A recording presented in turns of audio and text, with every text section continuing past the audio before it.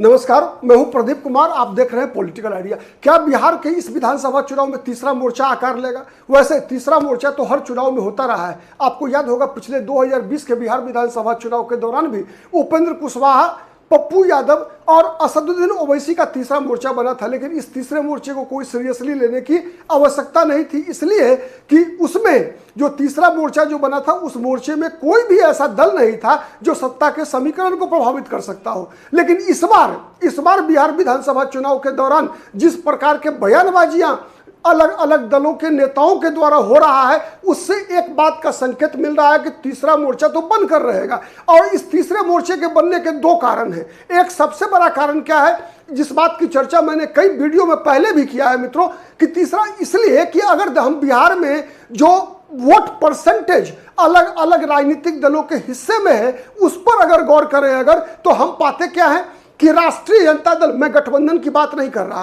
राष्ट्रीय जनता दल की बात कर रहा। राष्ट्रीय जनता दल के पास लगभग 20 से 25% एक निश्चित वोट बैंक है। इसके अलावा नीतीश कुमार के पास भी लगभग 10% का एक permanent vote bank Nitish Kumar के पास बचा हुआ है। वैसे 2014 का लोकसभा चुनाव एक आधार है को अगर हम आधार मान लें अगर, तो 2014 के लोकसभा चुनाव में नीतीश कुमार की पार्टी जब अकेले लड़ी थी तो 14% वोट मिला था। लेकिन अब जिस प्रकार से नीतीश कुमार की पॉपुलैरिटी में लगातार गिरावट होता जा रहा है, इससे इस बात का संकेत मिलता है कि लगभग 10% वोट नीतीश कुमार के पास बचा है और राष्ट्रीय जनता दल के पास 20 से 25% वोट। वहीं भारतीय जनता पार्टी की भी बात करें तो अकेले चुनाव लड़ने पर अगर हम 2014, 2000 के लोकसभा, 2015 के विधानसभा और उसके बाद के जितने भी चुनाव हुए हैं उसमें प्रोपोर्शनेटली अगर हम जितने सीटों पर बीजेपी चुनाव लड़ी और उसके आधार पर जो मत मिले उसको एक आधार मानते हैं जब, तो 20 से 25% का वोट बीजेपी के पास भी है। लेकिन सवाल है कि बिहार विधानसभा चुनाव का, यह प्रधानमंत्री का चुनाव नहीं है। बिहार विधानसभा चुनाव मुख्यमंत्री को चुनने के लिए हो रहा है और चूंकि बिहार का चुनाव व्यक्तिवादी रहा है, तो अगर हम मान के चले कि 10% नीतीश कुमार और 20 से 25% तेजस्वी यादव, तो ये 35% का ब्लॉक है। इसके अलावा 65% वोटर्स ऐसे हैं जो इन दोनों में से किसी को पसंद नहीं करते, बल्कि वो तीसरा विकल्प ढूंढ रहे हैं। तीसरा विकल्प मतलब वो अगर इन दोनों को वोट भी डालते हैं तो मजबूरी में डालते हैं, इसलिए कि बिहार के चुनाव का एक पैटर्न है।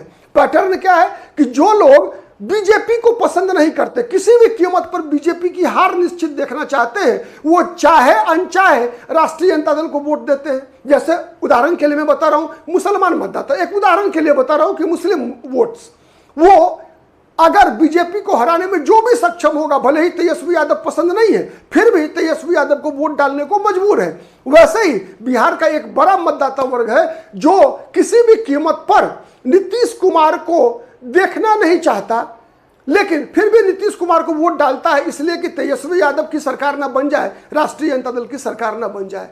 तो ऐसे जो 65% वोट्स हैं वो चाहते क्या है, वो चाहते हैं बिहार में तीसरा विकल्प, और अब तक तीसरा विकल्प दिखा नहीं। लेकिन इस बार जिस प्रकार से विशेष रूप से मैं चर्चा करूंगा आज दो राजनीतिक दलों का, जिसके ऊपर बिहार की जनता कहीं ना कहीं टकटकाई लगाकर देख रही है कि ये दोनों दल करते क्या है।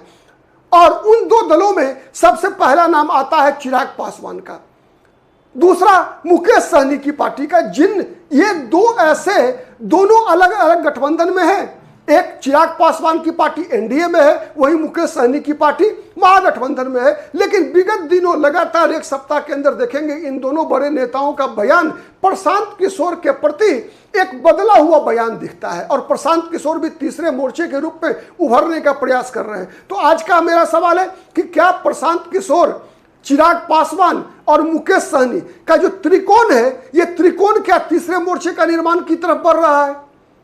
और बढ़ रहा है, इस बात को बल देने के लिए इन दोनों के बयान को देखिए और इन तीनों की जरूरत को भी देखिए। इन तीनों की जरूरत क्या है? मुकेश सहनी की आवश्यकता क्या है कि इस चुनाव में मुकेश सहनी किंग मेकर बन सके, डिप्टी चीफ मिनिस्टर बन सके एक, और उनको इस डिप्टी चीफ मिनिस्टर बनने के लिए, एक किंग मेकर बनने के लिए अधिक से अधिक सीटें चाहिए लड़ने के लिए। जो परिस्थितियां बन रही है उसमें महागठबंधन में 15 सीट से अधिक मिलने की संभावना नहीं है। दूसरी संभावना, अगर मुकेश सहनी अगर एनडीए के साथ जाते हैं, बीजेपी के साथ जाते हैं, तो वहां पहले से ही 5 दल है, वहां भी 10 से 15 सीट से अधिक का कोई स्कोप बनता नहीं है। तो फिर मुकेश सहनी करेंगे क्या, कैसे बनेंगे किंग मेकर? तो उसका एक रास्ता दिखता है कि वो तीसरे मोर्चे में जाए, प्रशांत किशोर, चिराग पासवान और मुकेश सहनी का कोई त्रिकोण बने, और अगर ये त्रिकोण प्रभावी होता है तो हो सकता है इसमें कोई चौथा दल भी एंट्री मारे। तो ऐसी संभावनाओं को बल मिल रहा है मुकेश सहनी के विगत दिनों दिए गए बयान से। मुकेश सहनी ने कहा कि प्रशांत किशोर एक नए कंसेप्ट के साथ बिहार की राजनीति में आ रहे हैं, और लगभग प्रशंसा की मुद्रा में बयान है मुकेश सहनी का। लेकिन आप याद कीजिए, आज से 15-20 दिन पहले तक मुकेश सहनी का बयान बदला होता था। प्रशांत किशोर को अंडर एस्टिमेट करते थे, प्रशांत किशोर को एक व्यापारी कहते, अघाते नहीं थे। वहीं चिराग पासवान की बात ले लीजिए, चिराग पासवान की भी वही समस्या है तो एनडीए में, शरीर एनडीए में है, लेकिन दिल नीतीश कुमार के साथ नहीं है। लगातार बिहार की कानून व्यवस्था पर, नीतीश कुमार के शासन पर, कुशासन पर लगातार चिराग पासवान सवाल उठाते जा रहे हैं। और सवाल इसलिए उठ रहा है कि चिराग पासवान अपने आप को बिहार में राजनीति करने के लिए अब मन बना चुके हैं। बार पासवान, नीतीश कुमार में भरोसा उनका नहीं है, तो फिर विकल्प क्या है? विकल्प कहां मिलता है? एनडीए में चिराग पासवान के लिए कोई विकल्प नहीं है। भारतीय जनता पार्टी की मजबूरी है कि वो नीतीश कुमार के साथ रहे, क्योंकि केंद्र की सरकार भी नीतीश कुमार के समर्थन पर टिकी हुई है। तो इसीलिए मुझे नहीं लगता कि भारतीय जनता पार्टी कभी भी अपने हनुमान को, नरेंद्र मोदी के हनुमान चिराग पासवान को वर्तमान परिस्थिति में मुख्यमंत्री के रूप में प्रोजेक्ट कर पाएगी।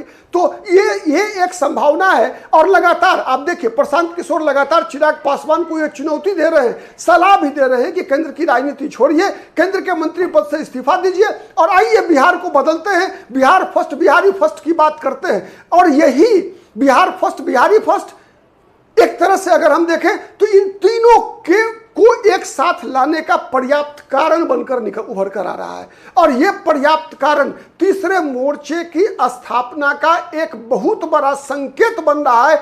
जिस तरफ ये तीनों नेता लगातार अपने बयानों से एक माहौल क्रिएट करने का प्रयास कर रहे हैं, उससे इस बात का संकेत पर्याप्त है। तीसरी बात मैं बता रहा हूं आपको, ये दो बातों के अलावा जो तीसरा फैक्टर सबसे महत्वपूर्ण है वो ये कि ये तीनों मिलकर एक ऐसा सामाजिक समीकरण का भी निर्माण करने में सक्षम होंगे। और उस सामाजिक समीकरण पर एक और विषय महत्व रखता है, केवल सामाजिक समीकरण के सहारे कोई चुनाव नहीं जीत सकता, सामाजिक समीकरण के साथ साथ संसाधन भी चाहिए। प्रशांत किशोर के पास, जनसुराज के पास संसाधन के मामले में पर्याप्त है, उनके पास उसकी कोई कमी नहीं है। प्रशांत किशोर ने जिस प्रकार से लगातार 3 वर्षों के अंदर बिहार को मथा है, इस मथने का परिणाम हुआ है कि प्रशांत किशोर ने बहुत हद तक अपना संगठन भी खड़ा किया है। तो चुनाव लड़ने के लिए 3-4 चीजें चाहिए, नीति चाहिए, नेता चाहिए, नियत चाहिए, नेतृत्व चाहिए। प्रशांत किशोर के पास ये 3 चीज है, एक नेतृत्व के अलावे, एक चेहरे के अलावे। चूंकि प्रशांत किशोर जिस सामाजिक समीकरण, सामाजिक वर्ग से आते हैं, जिस जाति से आते हैं, उस जाति का वर्तमान जो परिस्थिति है बिहार में, राजनीतिक परिस्थिति है, जिस राजनीतिक समीकरण का जन्म 1990 में मंडल के दौर के बाद हुआ है, मुझे नहीं लगता कि अब तक वो ट्रांजिशन पीरियड खत्म हुआ है।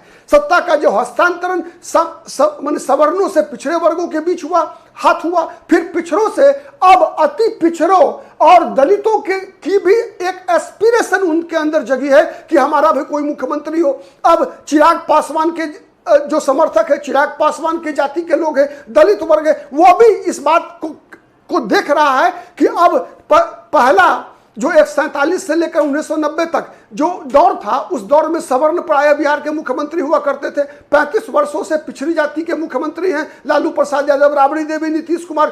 क्या अब दलित बिहार का मुख्यमंत्री नहीं बन सकता? यही वह कारण है जो चिराग पासवान को उत्साहित कर रहा है। साथ साथ आपने देखा मुकेश सहनी अति पिछड़ों की बात कर रहे हैं, अति पिछड़ा के नेता के रूप में उभरने का प्रयास कर रहे हैं। और अति पिछड़ा के नेता के रूप में बिहार का डिप्टी चीफ मिनिस्टर का जो उनका सपना है, जो उनकी मांग है, वो उनको ऐसा क्या लग रहा है कि राष्ट्रीय जनता दल के नेतृत्व वाला जो गठबंधन है उसमें उनका सपना पूरा नहीं हो सकता? वो सपना क्या प्रशांत किशोर के साथ पूरा हो सकता है? तो इस संभावना पर भी मुझे लगता है कि ये तीनों के तीनों दल कहीं ना कहीं एक मत दिख रहे हैं। इस बात का पर्याप्त संकेत तीनों दलों के नेताओं की जुबान से निकल कर आ रहा है।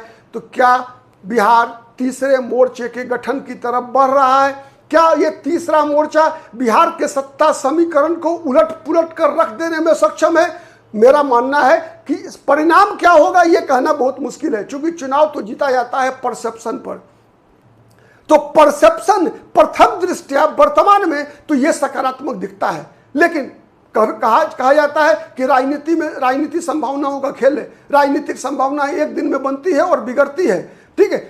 दावा तो कुछ नहीं मैं कर सकता, लेकिन एक बात तय है कि सत्ता का तीसरा दावेदार जो अब तक नहीं दिख रहा है बिहार में, अगर इन तीनों का गठबंधन होता है तो बिहार में सत्ता के तीसरा दावेदार खड़ा होगा। इस बात में कहीं कोई दो मत नहीं है। प्रशांत किशोर चाणक्य की भूमिका में मुझे लगता है बिहार की राजनीति को अधिक सूट करेंगे, और चंद्रगुप्त, चिराग पासवान और मुकेश सहनी हो सकता है या नहीं। आपसे भी आग्रह है आप सभी दर्शकों से कि अपना कमेंट करके निश्चित रूप से आप मुझे भी बताइए, क्योंकि हम सोशल मीडिया के लोग हैं, हम कोई मेन स्ट्रीम मीडिया के लोग नहीं है जिस पर कि एक तरफा बातें होती है। हमारे यहाँ तो कम्युनिकेशन टू वे होता है, ठीक है। तो इसीलिए आपकी भी भूमिका बनती है। हम इस आपके विचारों से हम भी बिहार के नब्ज को टटोल पाने में सक्षम होते हैं। आज के लिए इतना ही। बहुत बहुत धन्यवाद। नमस्कार।